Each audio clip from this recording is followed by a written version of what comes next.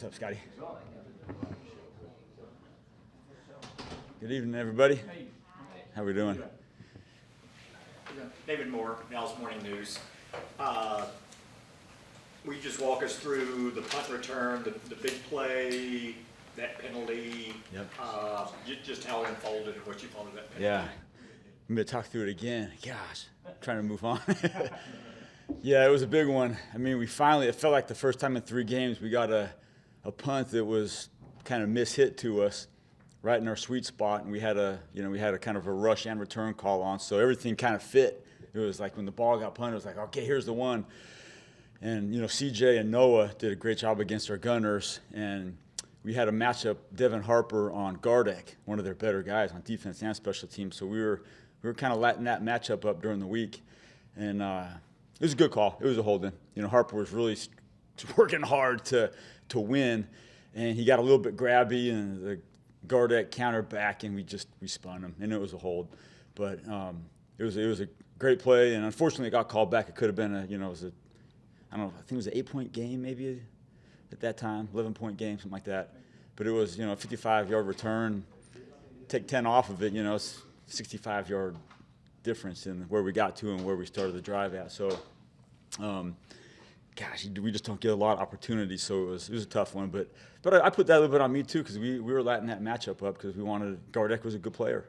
We put Harper on him for a reason, and just a little tiny tug, got us in trouble. And it was a good call. It was, unfortunately, it was a hold.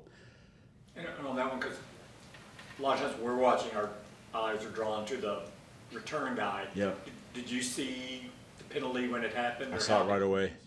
Yeah, so when the ball was in the air, I said, we got one, and I turned back to the line of scrimmage. I kind of always look back to the line of scrimmage to make sure we're clean. And I saw the flag thrown, and I see Terp catching it and running it, and everybody's celebrating, and I'm on the headset saying, damn, we just got called. And it's in my head, I'm thinking, I hope he doesn't score. Because the worst thing is you score and it gets called back, 55-yard return and it gets called back. It's like, damn, man. But you score and it gets called back. Those are the hardest heartbreakers. Sadi's the athletic. Did you see the offside, and did you get an explanation on that on the field goal attempt or field goal block attempt? Yeah, the first one was the PAT they called us on, and I couldn't see it. Even on the coach's copy, I couldn't really see it. But I know that the snapper was, there was a little bit of movement line of scrimmage like most of them are, and he kind of pulled it back, and we were crowding the line, but I didn't feel like we were offsides. Usually if you're close, the refs will warn you, hey, move your guys back a little bit, but I didn't get anything.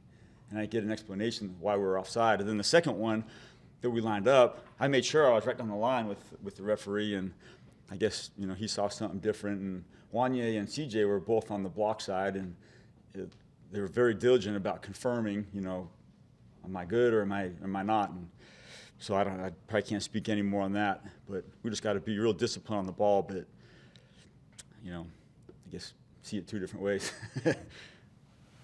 John Fassel with ESPN. Last week we talked to you about New England with the block that they had against Miami. Yep. And things. Did they make you prepare for more things special teams wise than other teams? And did they stress you that way? I think they have a history of doing some unique stuff. Yeah, I would say so. Especially the field goal block. They put on tape 2 weeks ago was really cool. Which always, in some ways, it heightens your awareness to other things too. And they've done that over the past, where they do different stuff that I can't comment on, but they have a really veteran group of guys that you could cook up some different things because they got the fundamentals down, and so you could, do some of those things. But yeah, I think their history says on special teams that, first of all, they're really, really damn good, and they always have some really intricate things that they find on tape, so it's a lot of self-scout for us too, of making sure we're tightened ourselves up so we don't give away anything for them to hit us on. But it goes both ways, too. We do the same thing. Coach Aisha Morrison, Cowboys.com. Jalen Tolbert, he has, started off doing some things on special teams.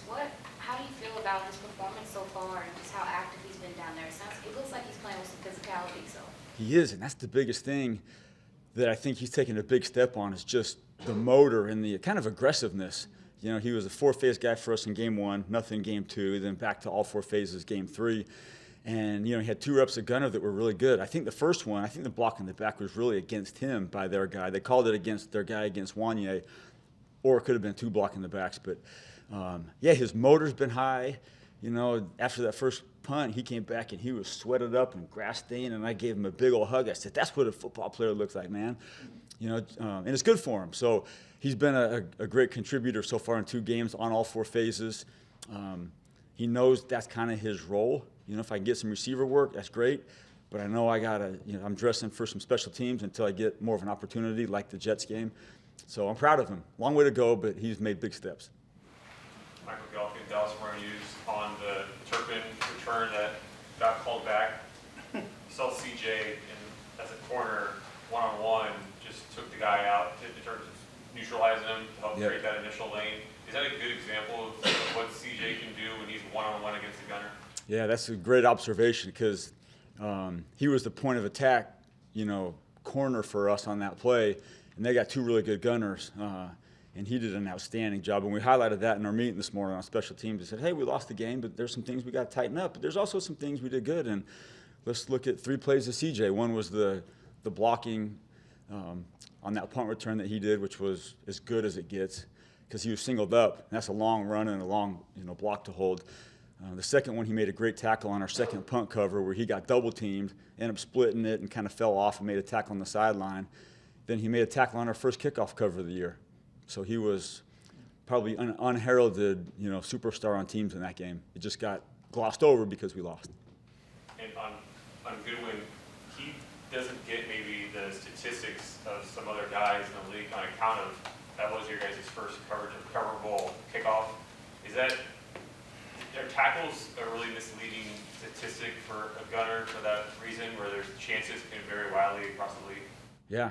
I think if you maybe did tackles by play percentage or live, balls in play percentage, I bet he'd be up there. When the ball is getting returned when we're covering kicks, he has a high tackle rate. And he's a guy that obviously other teams are looking for to double team him, and so he's got his work cut out for him. But we showed that in the meeting too. Hey, all you young guys, check out CJ on this play. It was an outstanding play, and he's special. Nick Harris, DallasCowboys.com. I guess the one bright side of the red zone struggle so far is that Brandon Aubrey's been able to get a ton of reps and opportunities, and he's excelled with those. Where's his confidence in your eyes, and how is it kind of growing week by week? Yeah, no, that's good observation again.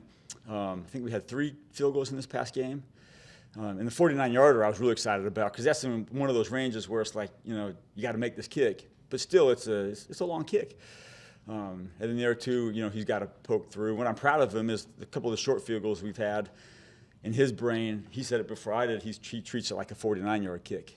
The 49-yard kick is like a 25-yard kick, and the 25-yard kick is like a 49-yard kick. So he's treating them all the same, which I think is really healthy for a kicker. And we just keep it going.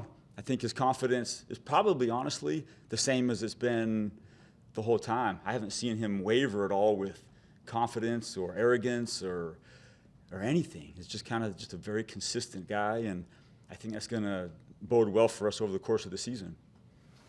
Christy Scales, Cowboys Radio. On the lone kickoff return of the season so far, were you did Aubrey miss hit it, or you were trying to go short to?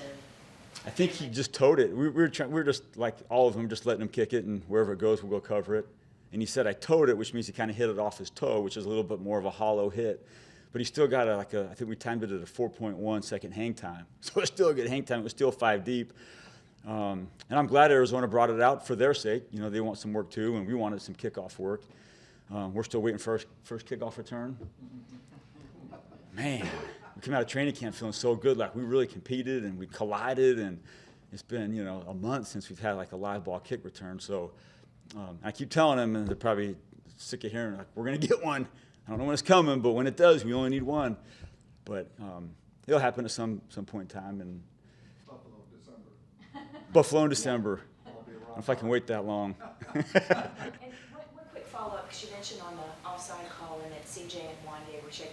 That's a common thing, right, where it's almost like wide receivers, where you see them look at the line judge or the down judge, and that's very common. I mean, every time we'll kind of confirm and, give him the thumbs up. He gives a thumbs up. And then the ball still, snappers are really good about sometimes pulling it back a little bit or moving it forward. So there is a little bit of a moving line of scrimmage sometimes, and we just got to be in tune with that. Whether, I saw it one way or the ref saw it another way, it's a good reminder for us just to make sure if that ball is moving forward or backwards, just move with it. And when in doubt, just move back a little bit, just to make sure we're clean on that. But, we cried the ball pretty good. And Wanye blocked, kick against the Giants, and he actually blocked a kick against the Jets. And so I'm sure Arizona alerted the refs, hey, make sure 30 backs up a little bit. Some gamesmanship probably by them, which alerts the refs to be more in tune with it. So, yeah, a lot of good stuff. Joe Hoyt, Lone Star Live. We know that New England is obviously scouting and looking for tells in terms of timing and things like that. How much self-scouting do you have to do, against a team like that specifically? A lot. A lot. Yep. We actually had some good conversations this morning with some of our main guns and some of our specialists on, just taking a look at ourselves. What'd you find? I'm trying to look for everything. I'm almost treating it like I'm going against another team, watching ourselves, on our punt operation, our field goal operation, our stances, everything. I mean, there's so much little tiny stuff that you say, okay, let's make sure we're not giving anything away, especially when you play in New England, because, that's their history with Coach Belichick and their special teams. They've been top of the line for, 2 decades or whatever it is. So, which is good. It's fun. I'm excited.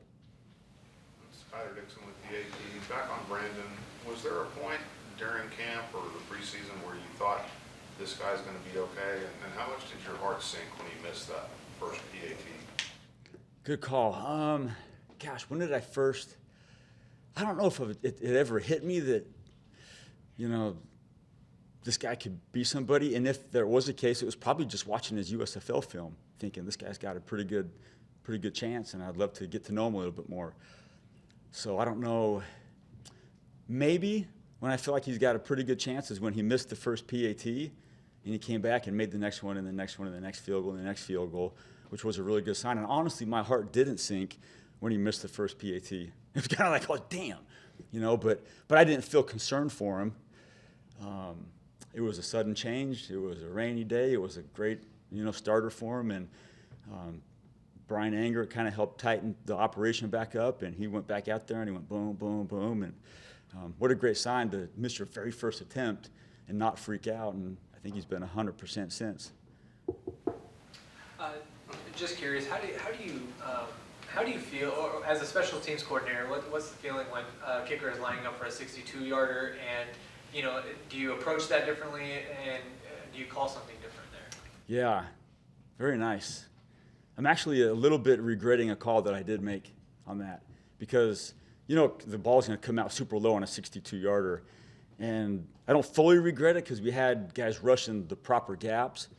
But there's one thing I could have done that maybe got an extra hand up there, because he hit it low and he hit it really good, But the longer the kick, the lower the trajectory, and I feel like I probably could have had a better call for us to try to get just one more hand up in that kicking lane, because it's coming hot right across those hands. There's a few regrets I had from yesterday. Not many, but the big punt return with the hold. I'm a big part of that. Just simple calls there's just such situational stuff where I'll get better at it too. At what distance does that change? At what distance do you feel that, okay, now it's going to go really low and you need to change that? Depends on the kicker, but we had the line, and this is just on our observation for Prater at the 46-yard line, where we said that's probably the line they got to get to for an end-to-half end-of-game field goal, which would be the 64-yarder, and they just got just inside the line, so we knew they'd be attempting a field goal. And probably for Prater, probably the line changes at 58 maybe. Anything over 58 is going to come out low and hot. Anything under that is probably his normal kick. He's really good, man. Tip my hat to Prater, 17 years in, and he's still banging it. So very well done by him. Between Aubrey and Turpin, the XFL has been good to your special team group in terms of finding guys. So what are your overall thoughts about that league and what that has done for players, and also guarding against, if at all, that we talked about last year, the XFL season, going from one professional season to another in the same year?